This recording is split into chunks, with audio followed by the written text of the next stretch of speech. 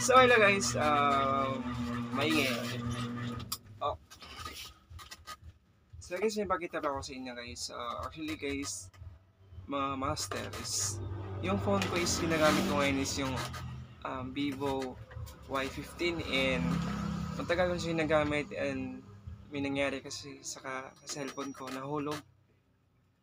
And yun na nga, ngayon is nagpapalit ako ng phone and ito yan. Klaro ba? Baliktad natin. Bumili ako ng phone na pang vlog kasi nga, yun nga.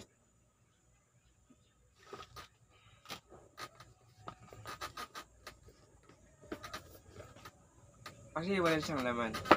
Ito na. Ito na guys.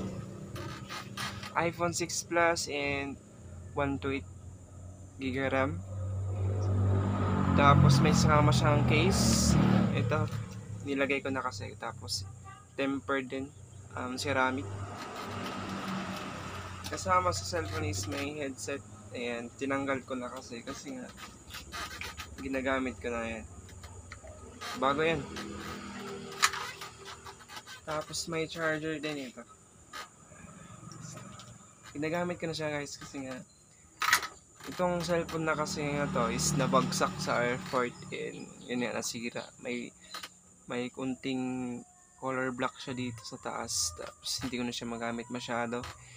And yung camera kasi niya is hindi na rin ganun talaga kaano sa pictures sa video ganun. Tapos ito is okay pa naman kahit lower version lang siya sa mga iPhone pero okay na rin. And yun lang, gusto ko lang ipakita yung kung paano ko pala siya nakuha guys is nagtinda ako ng mga ilang 3 linggo ako nagtinda doon sa may dito pesta kasi sa amin. And yun na nga is nakabili ako ng phone is worth of 6.5 lang. Mura lang guys kasi nga gusto ko lang siya pang video. Pero okay naman so far. And ganun talaga siguro yung iPhone na bilis malobat.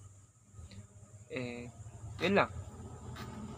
Nagtitinda pa rin ako sa gabi kasi nga gusto ko tong mapalitan ng LCD yung phone ko. Yan, pang extra lang ganun.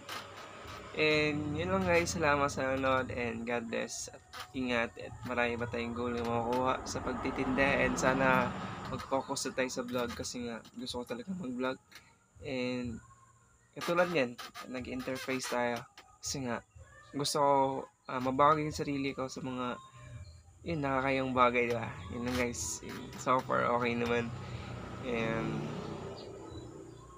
yun lang, salamat and